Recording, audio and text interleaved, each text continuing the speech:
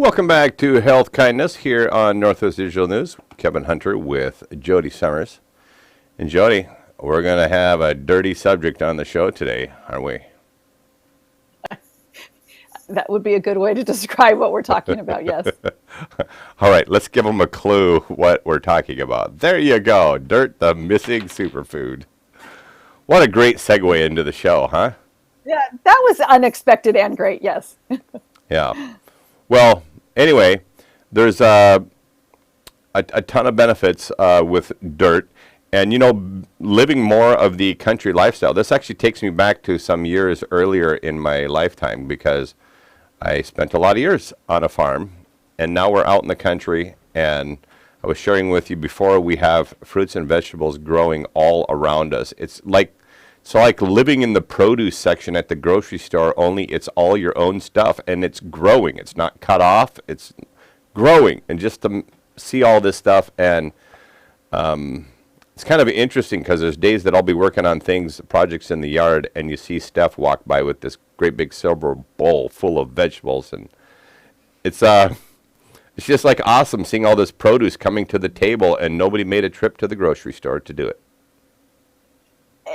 And we think, you and I are both blessed to live on property that we can do this. But even if you live in a small, very, very small space, it doesn't take that much availability to grow some things. So even those with a really small little, area of lawn or of dirt can do it in a bed or in raised beds, or some of the big metal. There's some pictures coming up where there's these big metal planters, and you can just plant right in there, and they just grow. They're beautiful.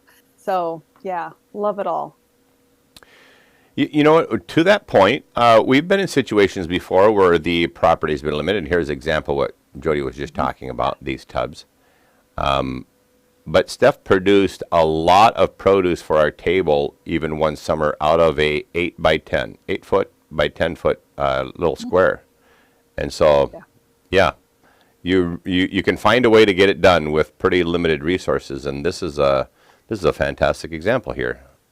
It is, and I have some just things we're going to talk about, and the first thing I was going to talk about is that gardens are beautiful and they add value to your home. If this was in the side garden of somebody's yard, there is nobody who wouldn't think that is absolutely gorgeous, and it adds, what do they call that? Because I'm not in real estate, not street value, but curb appeal. Curb appeal, yeah. It's gorgeous. Mm-hmm. Yeah, it adds curb appeal.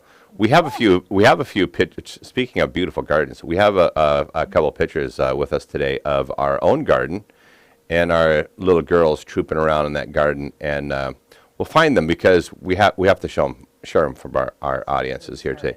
This, by the way, was the blank slate of dirt that it started with. And do you have the update? This is Steph putting seeds out there.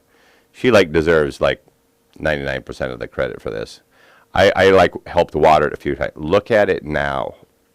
That's amazing. And there's little Jackie beautiful. Squatting in the row.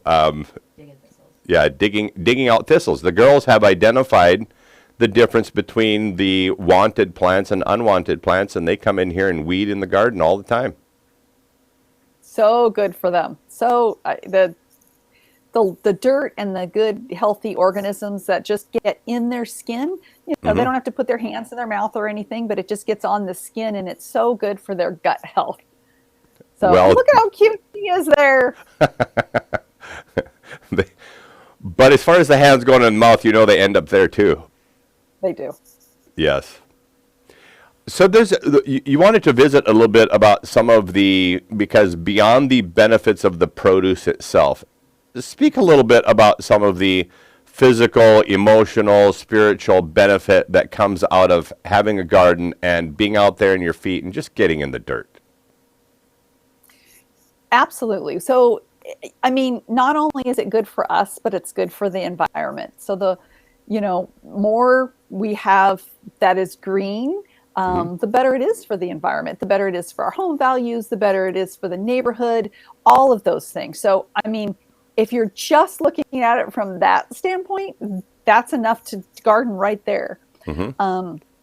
The things about the physical, though, is that getting in the dirt can, again, we talked about the microbiome and gut health. And so, these kids right here that are digging in the dirt would, instead of being in a classroom where they're talking about dirt and, seeing, slides about dirt and whatever, maybe even planting in a little tiny, I remember when I was a kid, we'd use the little Dixie cups and plant little things.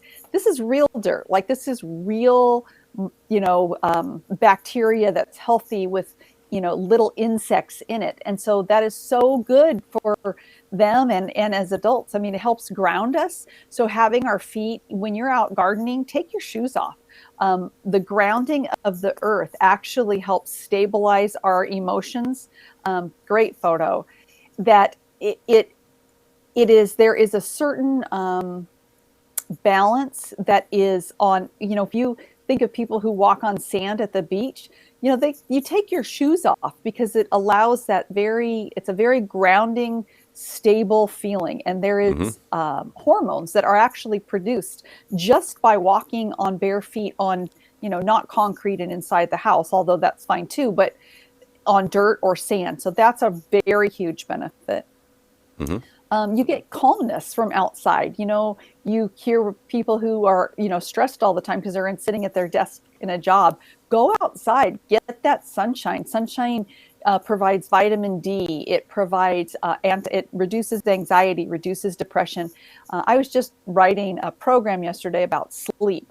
And literally, there's 2 whole minutes of this program that talks just about getting out in the sunshine in the morning to increase your serotonin, to get that on a good balance. So at night, melatonin, which is on a cycle, is increased. So getting out in the morning in this garden is going to help you sleep better at night.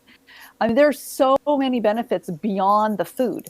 When you mention it, real quick, I want to interrupt you there, because when you're mentioning about how this whole cycle impacts sleep, our 2 little girls go to sleep very willingly in the evening. They seem to enjoy that time. We have storytelling time and stuff like that. But what I really enjoy that this garden has really brought to our home life is not just like all the different foods, and it's like really quite interesting for me to see the little youngsters sitting at the table and giggling excitedly, seeing all these vegetables, because they know what every one of them are and how various vegetables taste and that sort of thing. But watching them wake up in the morning and coming downstairs, there were times in the past that, because of different home setup, that, maybe they stayed in the house, maybe they watched a movie, they did whatever, but I'm outdoors in the morning when they wake up, and I love to see them come down those stairs, come out the front door, they head out to the garden, and they go pick some pea pods or whatever else, and they're like, Dad, these are delicious. It is such a cool thing seeing that. And it doesn't get any better when they grow it and then they come in and help prepare it. Because, even for a child or who can't grow, let's say they're living in an apartment building. Okay, so even if they go to the farmer's market and see how it's, how you purchase it, but then come home and help cook and help prepare, children will eat more when they're part of the plan and part of the doing and, preparation. But especially if they're part of the growing, then they're, I'm sure they've never turned anything down that they've grown themselves. Yeah. So. On our cooking show that we do here on Wednesdays, that's part of the reason that we didn't do this initially, but then we thought, why don't we involve the girls? Why don't we get them involved in the show? And we did. And one of the comments that some viewers have made is that, they not only add like a cute little touch to what you're doing, but they show that these foods that we typically have equated to be like a more adult foods, like the onions and tomatoes and the radishes and the cucumbers and all these things, that parents want to be lazy and give kids things like Lunchables and Captain Crunch and macaroni and cheese, and they say that's the only thing they'll eat. Well, what the comments that I've heard from viewers has been, it's great when you bring those little girls on because you can see how much they enjoy like the foods that you're making, and it doesn't matter what's on there. So yeah, it's a very cool thing to see, and they are learning, this connection. I could also say too, though, you could say part of it is that they're growing up and getting to be a little bit older. But Allison will be 3, Jackie will be 5, and this gardening experience and getting up in the morning and going out in the garden and spending a lot of their time outdoors during the day and having this regular kind of sleep cycle. They're not perfect kids in terms of their behavior. I'd be lying saying that, but I have felt like so blessed this past year with everything that we've brought into our home and the gardening and everything else. The girls, it shows in their behavior. They play so well together. They get along so well together, and the fun they have together, you can just tell that they are really, really enjoying life right now. This is a little off track, and stop me if you don't want to talk about this, but I was working with a client maybe 2 months ago. Anyway, we got sidetracked a little bit. We talked about her son who has pretty severe ADHD or ADD. I can't remember which one, doesn't matter. Anyway, one of the things that I suggested for them is to get him outside more. Because anyway, just with the whole home situation. And I remember distinctly saying, because it was kind of I want to say it was like April or May, maybe, that I met with her. I said, it's just the perfect time to get him started. I kid you not, she went home and did that and texted me that now I haven't talked to her recently. This reminds me to maybe text her and find out how she's doing and how he's doing. But she was saying how much he was enjoying that. And it was a great place for them to connect, where she wasn't always trying to keep him quiet or keep him, you know what I mean? Where it's not a television or a monitor or screen or something. So for kids who have just that extra energy, which, whatever you call it, they just get them in the dirt, because not only is it good for their brains, it's good for their bodies, it's good for their guts, it's good for all of that. Plus they're learning skills that they're going to take with them the rest of their life. To that point, and I want to, I'll keep this short with respect to time, but to that point, I remember being in the Army and going through things like survival training, and you could sure tell the difference between soldiers that are out there that had grown up in the country and on a farm, because they, just in learning general survival skills, they knew what they could eat, what they couldn't, things like that they found in the woods. And you're just like, man, this is not only great things for us to learn as kids growing up and all the various benefits that we've talked about, but there could be a time when that spells the difference between life and death, and it really pays to know that stuff. Absolutely. And I think the more that we see, we're seeing more and more, what's the word I'm looking for? Like natural disasters, where you might be on your own for a while, if there's no electricity and there's no, communication or no help that's going to come to you for a week or 10 days. So even just knowing those things, and if you had a garden, I mean, that would be the ultimate. I'm not saying that that's why you plant a garden. For that, there's, it's one of a very small percentage. But the whole point is that the more you learn about real food and real growing and real nutrition and how to be more self-sufficient, the better we all are in the long run. And one of the things that we didn't talk about here is that if you do have a large enough space, you can use that to teach kids about small businesses and have them, harvest and put a price on certain things and sell it to the neighbors. And then they can take that, whether here there's, pictures of your chickens. I mean, you can only eat so many eggs. And so, people want fresh, organic eggs, and what better to buy it from these sweet little faces. There you go. All right. And so when I just think about, all the various health benefits, the physical benefits, the emotional benefits, the spiritual benefits, all these things from just raising your own foods, raising your own animals, that sort of thing. It's fantastic. But I want to address something that was actually a misunderstanding even of my own years ago. I always thought that if you ate better food and you ate healthy food, that you would end up giving up all the things that taste good. And the truth is, And there are people who believe that. They're just like, you know, all my good tasting foods I'll have to give up and eat all this gross tasting stuff that tastes like dirt. The truth is the meals that come on our table, there are friends of mine, friends of our family, other people, and it's interesting because if it's getting close to dinner time and they happen to stop by our place, I notice they aren't exactly fast to leave, and they would like to stay and enjoy dinner for us because the food that comes on the table, a lot of it is homegrown, and it is absolutely delicious. So I want to kind of end with that. The good food will taste absolutely amazing on your food and make you feel amazing too.